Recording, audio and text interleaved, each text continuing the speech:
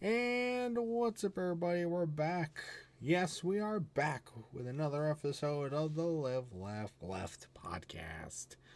Continuing on with season 4, I know we took a couple of week hiatus that was planned so I could go on my beautiful trip, but now I'm back. But that means we have a lot to catch up on. I missed 3 races while I was gone, and we're going to recap all 3 of them today: Sonoma, Dover, and Indianapolis. I'm going to go over everything that happened in all 3 of those races. Plus, have some silly season news going over those last few weeks. And then, of course, at the end, we'll be back to our normal preview schedule as we preview this weekend's action at Iowa Speedway. So, let's first get down. Let's get down to business. We're going to Sonoma way back when, a few weeks ago now. By the way, Gary's here too. Oh. I'm going to Sonoma. Now, I'm going off of solely the highlights. I didn't get a chance to watch any of these races. I was kind of hoping I would, but the sports channel on the boat was only European stuff, which sucked. So, didn't get a chance to watch any of the races. So you got to watch F1? Regrettably, yes.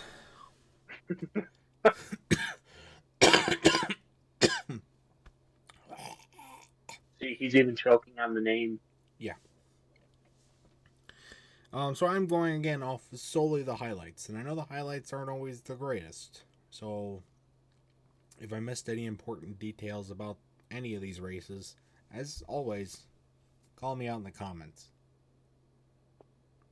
Maybe I'll respond, maybe I won't. Anyway, Jesse Love had a mechanical problem early, took him out of contention for the Xfinity race, and then action stayed fairly calm until stage 3, when Ryan Sieg and Brennan Poole and Christian Eckes wrecked.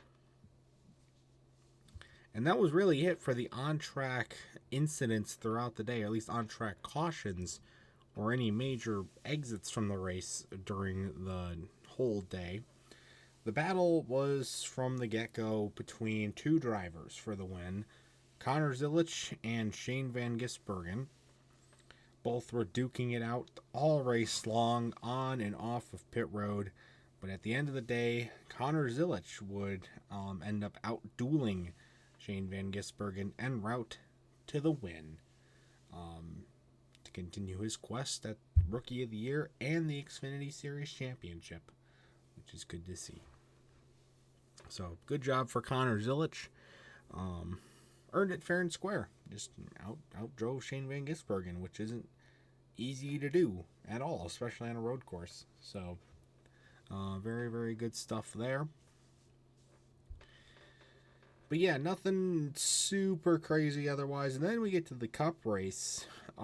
This one was arguably, until late in the race, was not very crazy at all. Shane Van Gisbergen, the pole sitter, absolutely dominated this whole race, but it wasn't really much of anything going on until stage 3, when Ryan Blaney got ran off course, and then he ended up getting stuck on a little valley of dirt and ended up getting stranded there in turn 1. So that brought out a caution. Cody Ware lost a wheel, which then resulted in 2 of his crew members getting suspended, I assume. But that would have been for 2 weeks, and by now that 2-week suspension has passed, so we're not going to mention it too much. And then Noah Gragson on that ensuing restart went around for a spin, collecting several others in the mess. And then on the restart after that, Recky's spin house got wrecked, which then resulted in another restart, which then caused Kyle Larson and Ryan Blaney to crash. So it was not a good day for Ryan Blaney. Really wasn't a good day for Kyle Larson either, but I digress. Did this stop the dominance of Shane Van Gisbergen, though? Not at all. He did not really get phased by any of these late caution flurries or big crashes at all, and dominated, as he usually does, en route to his third win. And I believe it was second consecutive win. Back to back for Shane Van Gisbergen, and his third win overall on the season. Again, in dominant fashion. So good job to Shane Van Gisbergen. And then, so that was Sonoma. Then we move on to Dover, back on the oval. Can I just say, Dover in July is a terrible idea. Terrible idea. Just like how Michigan in June was a bad idea. That was actually a really good idea because it didn't rain finally. Sorry. Messed up. It's the other month that we had. I don't remember what month it was. I'm trying to even think in the top of my head. We'll let him figure What it was what was 2023's month? Garry, what day is tomorrow? August. Good job! You did it! Yay! See, Look, this is why I can't leave. NASCAR is dying. Garry missed 2 weeks of education from me, and that was very detrimental to his health. So now we got to catch up. I mean, you being gone for what, 3 weeks? This has changed. Exactly. Every time you get stupider, you lose more of your beard. So we got to get it back. No, it's not coming back until the winter time. So what? Anyway, Dover. Not much of anything really happened. It was a rain-affected weekend overall. Both Xfinity and Cup had multiple rain delays during the race, which is pretty uncharacteristic for Dover. It's never not. It's not. It wasn't its first time ever having rain, but this prominent of rain was new. And it actually ended up causing the Xfinity race to end early, and there really wasn't much else that happened during the part that they actually ended up running. Just Nick Sanchez and Ross Chastain both had mechanical problems. Other than that, was no on-track incidents at all. And Connor Zilisch played the strategy game right and picked up another win, albeit a bit more of a fluke win because he was rain shortened, but it's a win regardless. So make it back to back, actually. No, back to back. At this point, it was back to back because Shane Van Gisbergen won Chicago, so back to back. So good job again for Connor Zilisch. And then Cup actually did end up finishing. There's that. But wasn't without more rain issues. There was also a lot of tire issues. By the way, let me just say, in Sonoma and at Dover, it was Junior Motorsports 98 and 99 to win. So that's what was cool. It was cool. Tire problems were a big deal for the Cup guys at Dover. Many tires began to blow right at the end of the first stage. It got rectified as the race went on, with more rubber being laid down and everything, but it was still pretty interesting to watch happen. Christopher Bell, after having a really good start to the race, running up front, he went around spinning to start stage 3, which then when rain came in, then they got restarted and he was off the pace, and then they were doing pit stops, and Bell got probably the most lucky as fuck caution that I've ever seen anybody get ever. He's a lap down, somehow gets, and then he fucking cycles to the lead after the rain because he didn't pit. So he goes from 32nd in a lap down to the lead because of rain. How the fuck do you get that lucky? Especially after a spin like that. But now a really fast car is back up front with the rain. Things were kind of calm after that for a little bit until Ross Chastain blew a tire and crashed, which then led to more rain. And that was it. That was it for the rain for Dover, thankfully. But it was not it for the chaos. On the restart, Christopher Bell, going for the lead once again, spun out again. The monster that watches over Dover told Bell to stay in the back, pretty much, because it was not his day. This time, though, it was not just a single car spin. William Byron and a few others ended up getting collected in the pileup. And then on the ensuing restart, it would be Zane Smith wrecking to set up another restart. And then this restart would be clean. And it would be Denny Hamlin who would hold on worn tires and low fuel at Dover. And he would take the victory, his fourth of the season. He would win it in double overtime. It was a long, rain-affected, chaotic race. He took the victory. So, Denny Hamlin wins. And this was a good one for me because we took him in fantasy. And we got a fantasy win.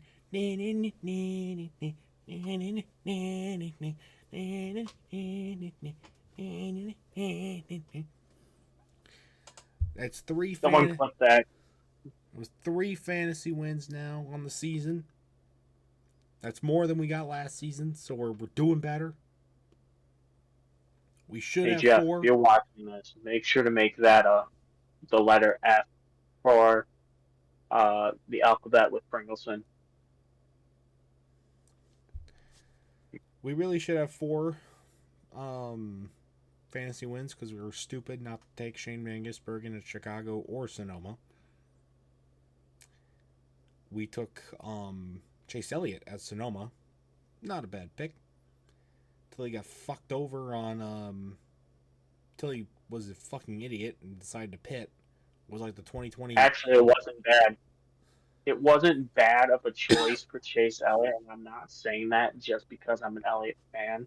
I'm saying that because he was the first person on pit road, and if he would have gotten a good restart, he was faster than Shane Van Gisbergen at the time.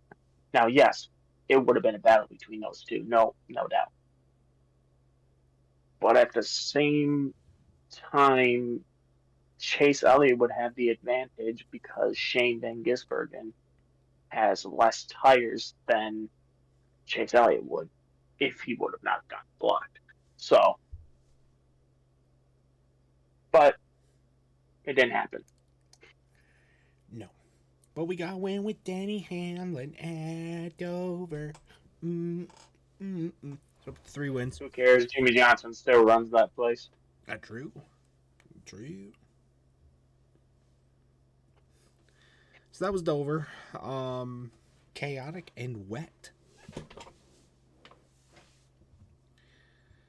Now we move on to last weekend's action, which was Indianapolis. The Truck Series was back at Indianapolis Raceway Park.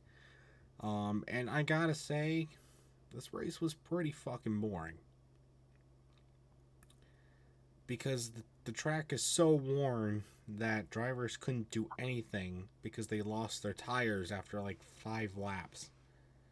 And it didn't help that the heat was a big factor, but also, come on guys, let's race for the win here instead of, just riding around. But I guess it really wasn't their fault. Well, Indy was going downhill. Indianapolis Motor Speedway is going downhill anyways. I mean, look, half the seats. And I mean, if you have fucking Cookie Monster as a freaking,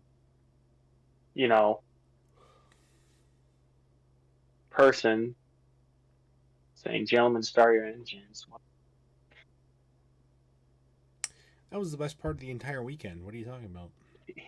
It was not. That's the one part I missed of the entire race because I didn't want no cringeworthiness.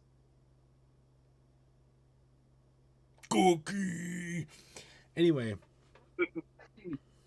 Oh, the no. only the only on-track incident the entire race for a short track race in the truck series came in stage 2 when a backmarker team that had done a driver swap midway through the race wrecked.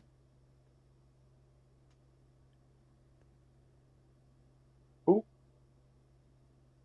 I don't even Which remember the team was guy's name. His is Ram. Then the guy's name is Ram.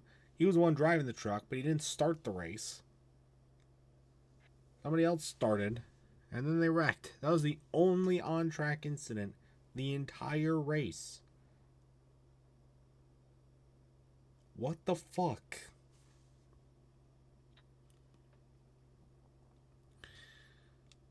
Other than that, Lane Riggs took the lead on like lap 20 from Corey Heim and dominated pretty much the entire rest of the race outside of Stuart Friesen trying some tire strategy and got out front for a small amount of time, but Riggs ended up getting back by him and winning. So, whoa, Lane Riggs again, whoa. And even if Stuart Friesen had won, it wouldn't have mattered because Stuart Friesen ended up getting DQ'd. I'm sure that's the worst thing that's happened to him over the last few weeks.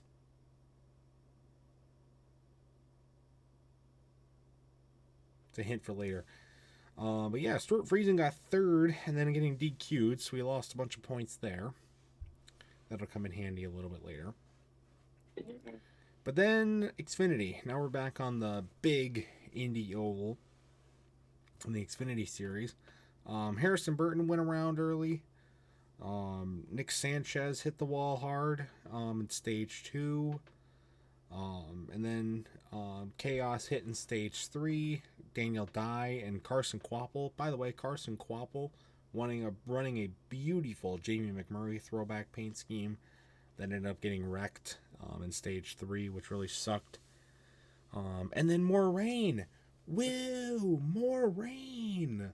Because we needed more of that, apparently. After that, Justin Allgaier, who had been the fastest car the entire weekend, wrecked on the restart.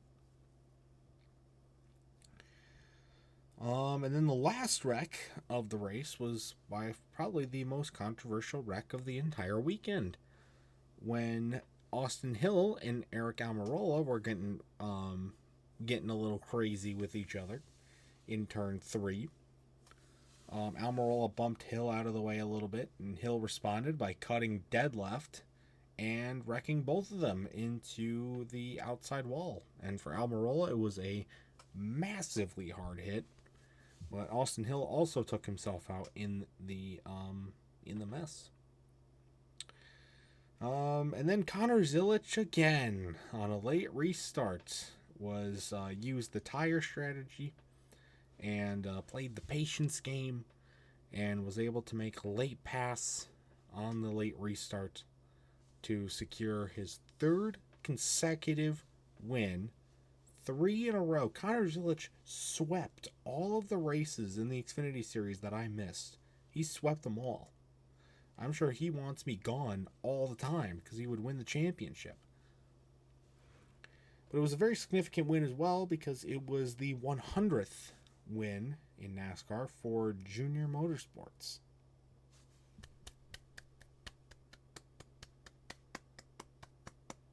Yay! Woo! So good job, Connor Zilic. Good job, Junior Motorsports. Good job, everybody. Really wasn't that bad of an Xfinity race, I would say. Here's my question to you. Do you think that, I know this is going to be a big yes to you, do you think Conor Zilla, or not Zilla, Austin Hill did that on purpose. Oh, I definitely think he did. Because there are a lot of people, aka my grandparents, who think that, no, you didn't do it on purpose. Yeah, no, he Listen, definitely did it on purpose. I mean, it's clear as day that you can see him cut left. He had the car straightened out completely when he got loose in the first place. It and he didn't need to turn that aggressively to make the corner. He it was definitely intentional. He's Austin Hill himself was never going to say it was intentional, but it definitely was intentional. Like it's like with Bubba Wallace wrecked Kyle Larson at Las Vegas or Kansas or whatever it was a couple years ago. Las Like Vegas. he's never going to say that he intentionally wrecked Kyle Larson, but everybody knows that he did. See, the two things that you need to know about Austin Hill. One, this isn't the first time he did this. He's done it multiple times to other people. Now, Exactly. two, he says he wants to be a role model to the garage. This does not help. No. You are not a role model to the garage. If anything, the only person that's the role model to the garage is Connor Zellage. I mean, let's be honest here. He's winning races in his rookie season. I mean, yeah, that's a good way to put it.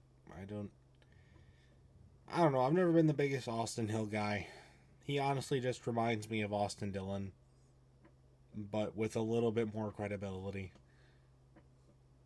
But not really. I mean, Austin Dillon he was even like a really good Xfinity driver before going to Cup. And Austin Hill doesn't have a great Cup record so far in the like couple starts that he's made, so I guess. But I don't know. I mean, I'll bring it up now. Austin Hill was suspended a race. He will miss Iowa because of this incident, which will tank his points. I honestly don't think it's because of that. I think it's because of what he said to NASCAR. What did he say? He's sorry for the language for all the kiddies that are out there, but he said NASCAR can go fuck himself because they stopped him for like 5 laps. And he said NASCAR Oh, can they just go did do fuck that. himself. Yep, I remember that.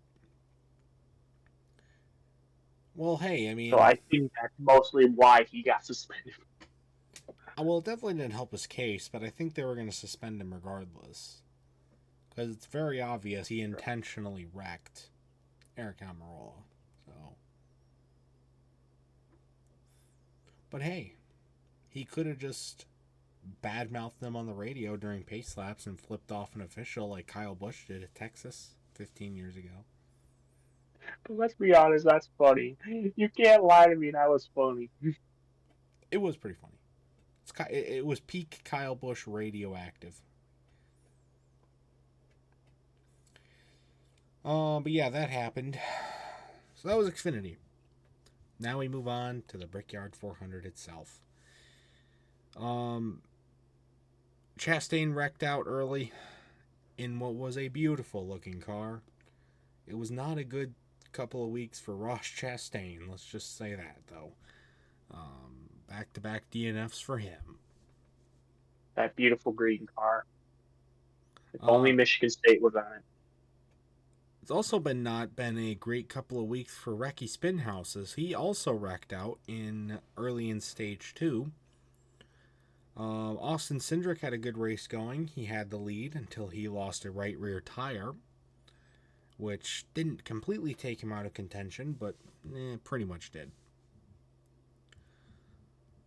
Eric Jones crashed after he had a good start going. And then Joey Logano, who was in position to win the race off of fuel strategy, also blew a right rear tire, just exactly how Austin Cindric had earlier in the race. So the tires were not kind to Penske on home turf. this year for sure. And the Penske Brickyard 400 curse still lives on, baby. You love to see it. Because Ryan Blaney didn't do much of anything.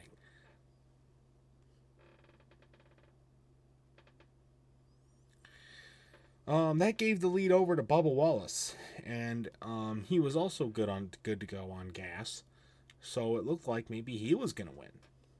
But guess what, guys? More rain. Yeah, that's right. 4 rain delays in 4 fucking races. 5 races. It's a lot of rain. But they got restarted, which then caused more chaos. With a wreck pretty much immediately on the restart that took out Zane Smith. It also took out Tyler Reddick and added insult to injury for Joey Logano. So there's that. But Bubba Wallace, with barely any gas left in the tank, would hold on to win in double overtime. His first win in the Brickyard 400, his first win since, I believe, 2022. Or 2023. His first one since 2023, I believe. And his first win, Brickyard 400, and he's in the playoffs for the second time. Well, first time, maybe. No, I think second. First off of wins, though. So good job, Bubba Wallace. I mean, that was a very well-earned victory. Fuel mileage, he played that restart perfectly on old tires. So it was really, really cool to watch. Very, very good. Very emotional win for Bubba Wallace. As it should be. And he won the Brickyard 400. Yes, that still has some merit.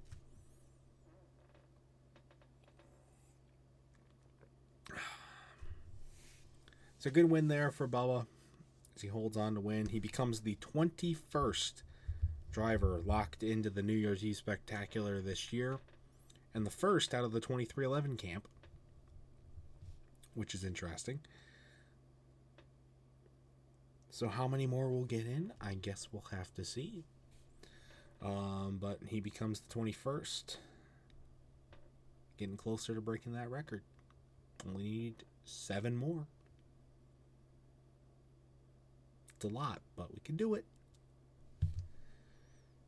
Just got to have some more chaos. Lots and lots and lots of chaos. This was also the final race of the TNT broadcast slot. I didn't get to experience much of it because I was gone for most of it. So, but from what I could tell, I mean, they weren't terrible. I honestly thought Amazon Prime was better. I thought they just put more love. It was just Amazon Prime. It was a worse Amazon Prime. Amazon Prime, I thought, put more care and love into it, and then TNT just like took the commentators and like the bare bones parts out of it and just threw it into their broadcast and called it a day. That's all it was. It was very bland. It wasn't like awful. It was still better than Fox, but was it anything exceptional, especially after a 11-year absence from the sport? No. See, what they need to do is from now on, no matter what they change it to, they need to get a helmet. So like how Amazon Prime used the helmet and they made the drivers write down their signatures. For every track that's on that helmet, that driver has to write their name when they win the race. So like let's say it's Daytona. William Byron won, so that means he has to write down on that helmet he won at Daytona 500. You know. That'd be kind of cool. And then sell it for lots of money. But with that, we can say farewell, TNT, for now. Even though no one cares. And with that, I mean, we are caught up. We are back caught up from the last couple of weeks. Kind of some underwhelming racing action. Sonoma had some moments, but was a bit of a snooze fest. Dover, you could say the exact same thing, and Indy was the best one out of the three, which I don't know if you could say that going in, but it was good. So, what can you do except laugh? So, or go to bed, in our case. But with that in mind, Because right now, currently, it is 12:03, and you can blame me. Okay, you can blame me. yeah, we're blaming Garry. Always gotta blame Garry. Anyways, once again for a triple closing the books. There. We closed Slow Sonoma, clap. Dover, That's 4, 5, Indy. 6. You just clapped 6 times. You closed the book 6 times. Yes, I did. That makes no sense. There was no 6 races. Insurance. Yep, that is everything from the weekend. But there was some other news that happened over the last few weeks as well. It was announced. This actually was announced before I left, but still have to talk about it here. The company that makes the Martinsville clocks, the grandfather clocks, they're going out of business. Rest in peace. That's extremely unfortunate. Dale Jr. is calling upon the next company that's going to carry on the business of making these clocks to have as much integrity as this company did. But they've been making them for a long time. Enjoy retirement. You did well. I got to see one of those things in person up close when I visited the Hendrick shop a long time ago. They're really cool looking. Very good detail. Rex White passed away at 95 years old. Rest in peace. And then we had more updates. Rest in peace. The grandfather clock.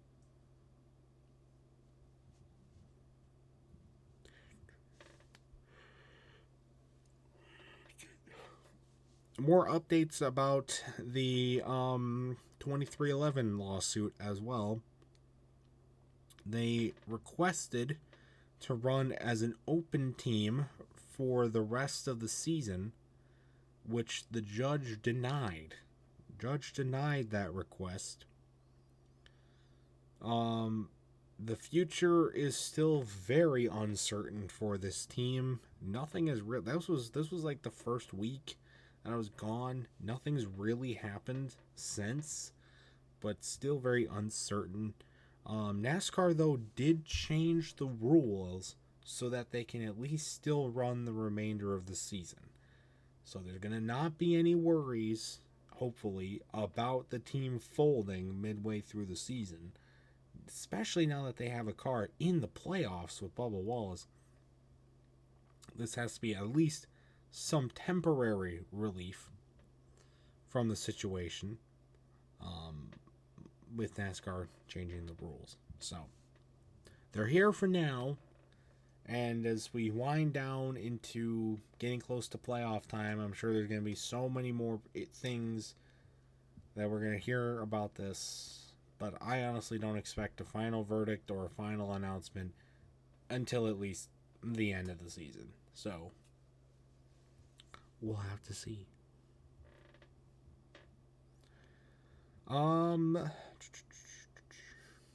A good news for one of its owners, Denny Hamlin. He signed a long-term extension with Joe Gibbs. He's not going anywhere. Also in silly season news, Josh Williams has left Colleague. This is not super surprising. He had not been doing very good. I am a little surprised at the timing, though, because he was improving. He was starting to put together some good results. Not anywhere close to win territory, I would say. But he was doing better. So he becomes a free agent, and now there's a ride open at Colleague, so that's going to, and in their Xfinity camp. So it's going to be interesting to see what happens there, where Josh Williams goes, or who takes over that 11 car now. And then a couple of schedule news as well. The Chicago Street Race was announced to not return in 2026, and its replacement, drumroll please, they're going to San Diego. They're going to be racing on the San Diego Naval Base Coronado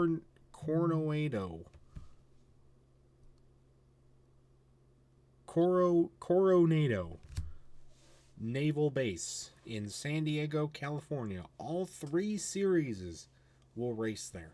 Even the trucks who didn't race in Chicago are going to race there. So that's pretty cool. Pretty cool stuff there. So that should be interesting. We'll see how it does ratings-wise versus the Chicago Street Course. They did open up the possibility of keeping the Chicago Street Course or bringing it back in 2027. So we'll have to see what happens there. And the other big schedule news that happened, just recently announced. The Mexico City race is not coming back in 2026. This is due to complications with the FIFA World Cup that will be taking place there. And guess what's taking its place? Drumroll! Chicagoland's coming back. That or Rockingham. No, it's confirmed it's going to be Chicagoland. We don't know what. Chicagoland is coming back in 2026. This is going to be good. It's going to be a good race there. Putting on some good action. I'm pumped. This way they still stay in the Chicago market, but also go back to a good oval. This next-gen car, I think, will put on a great show there. And I am very excited to go back. Chicagoland. Hell, we might even go to that race. In person, I might go there. We'll see.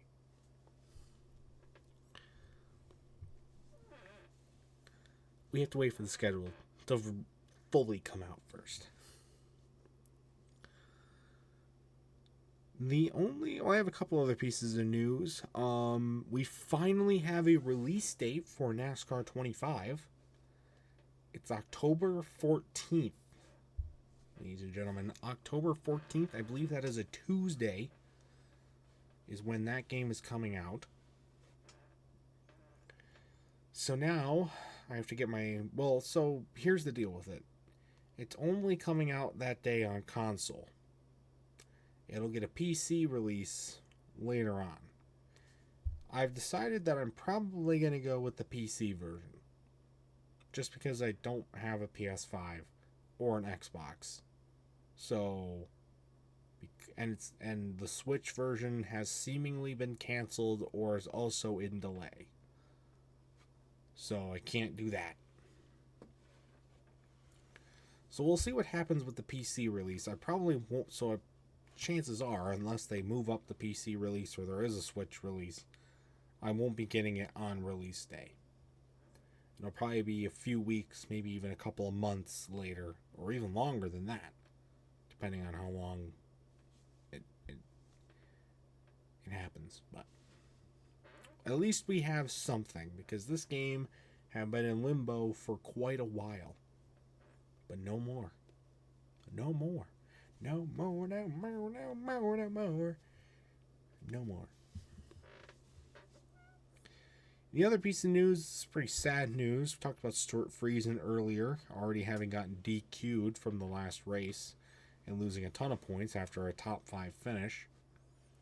Well, he decided to go dirt racing, dirt modified racing earlier in the week, and he got in a really, really scary accident where he ended up getting on top of the wall and catching fire and getting stuck in his car. Fortunately, he survived, but he suffered a fractured leg in the process. And it requires surgery that will keep him out for probably the rest of the season. At least for the remainder of the regular season. Which will then in turn take him out of the playoffs, even with his win at Michigan. What a shitty week for Stuart Friesen. And it sucks. I like Stuart Friesen. He's a nice guy. He's a journeyman driver. Well, not really a journeyman, but he's an more old school driver. He doesn't have the money or the talent necessarily to compete with the bigger guys. But he knows his place, and he still races really hard and really good. And he's a popular guy in the garage and in the fan service. So this is a really shocking and sad injury that we've seen here. Obviously, I'm glad he's alive and he's going to make a recovery, but he was going to be in the playoffs. He doesn't win every week like Corey Heim does or Lane Riggs. And he's not as young in them either, so maybe he won't win again. Maybe this is his chance to make a playoff run. And chances are we won't see it happen. So he's not confirmed out for the season. He's at least going to miss the rest of the regular season. But with how scary the crash was and how knowing that fractured legs have a long recovery window, I don't know if he will come back. But we'll see. There will be more updated information about this as we figure it out after the surgery, and once he's fully into recovery, they can finally get a timetable. So we'll have to see. But prayers, Stuart Friesen, sweet recovery, fast recovery. Yeah. So.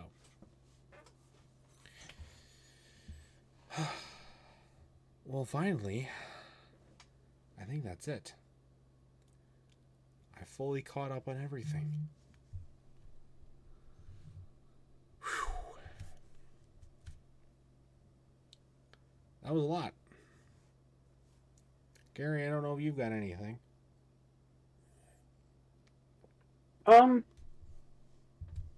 Recently there was a thing at Owasso Speedway where you're going to hear me say this a lot. Aaron Harvick, and his son Keelan were racing at Owasso Speedway. That was interesting.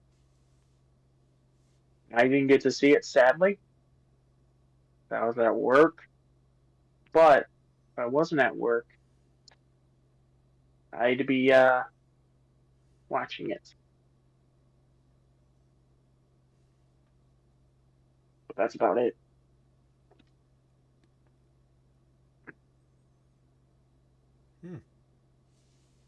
Interesting.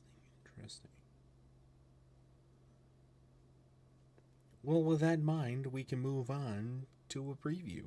Not a triple preview anymore. Back to our single previews. We're going to Iowa this weekend. Xfinity and Cup R. We know what to expect with Iowa. Bumpy. Lots of multi-groove racing. Tires are going to be key. It's going to be hot. I don't know why they don't run this race at night. But they don't. So, should be very, very interesting action this weekend. Maybe we'll see another winner in the New Year's Eve Spectacular. Like I said, Tyler Reddick's not even in. And there's still a few guys that, they could pull it off. given the right strategy, given the right luck, given the right wreck, just maybe. You never know. So who do we think is going to win the Xfinity race? Amaze.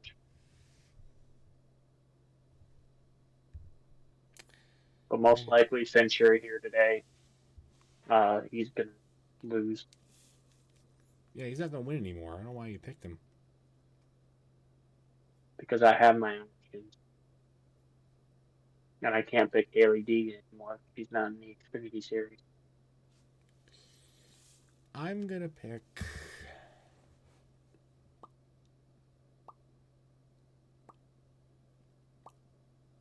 I'm going to pick whoever's replacing Austin Hill in the 21 this weekend. I don't know who it is. Is it just not racing? Is it just not racing this weekend? Or no? Because they never announced a replacement driver. They probably are going to do a replacement here in the next couple days. Maybe on the day they're probably going to. Who knows? Maybe they'll bring either Kyle Busch in or Austin Dillon. Yeah, probably. I'll go with Sheldon Creed then. Why not? Why not?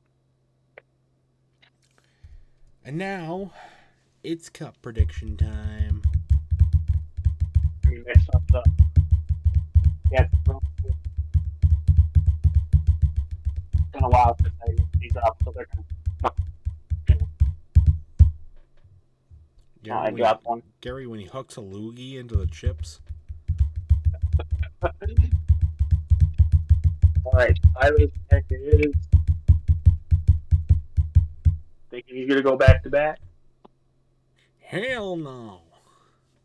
But maybe. Who knows, he could. I didn't think he was going to win Indy. Oh, by the way, we forgot to mention the winner of the in-season challenge. Fuck.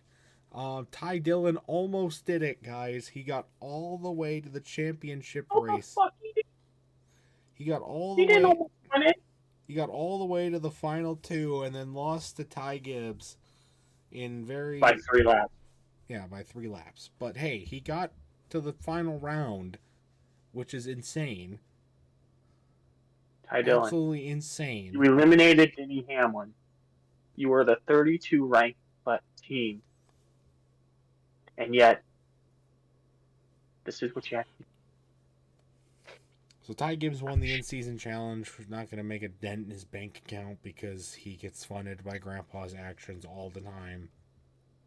So I don't know if you heard the fans still chanted Ty Gibbs, "Thank you, Grandpa. Boo. Thank you, Grandpa." Boo. My pick. Anyway. This was actually a good pick. Well, so, either the thing you have to hope for is that Kyle Larson wrecks, or you finish in front of me, or Bubba Wallace wins. I'm going to hope that there's a new winner and that the race is exciting. That's what I'm going to hope. And I'm going to hope I get a fantasy win this week.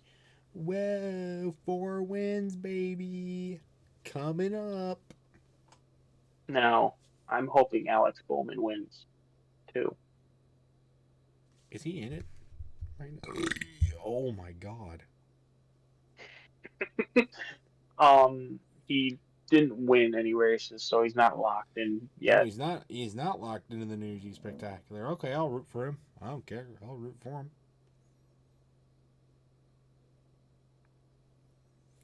People in the podcast comments are going to be like, "Oh, why did you guys just pick?" Oh, wait, Bubba Wallace was already locked in. Oh, damn it.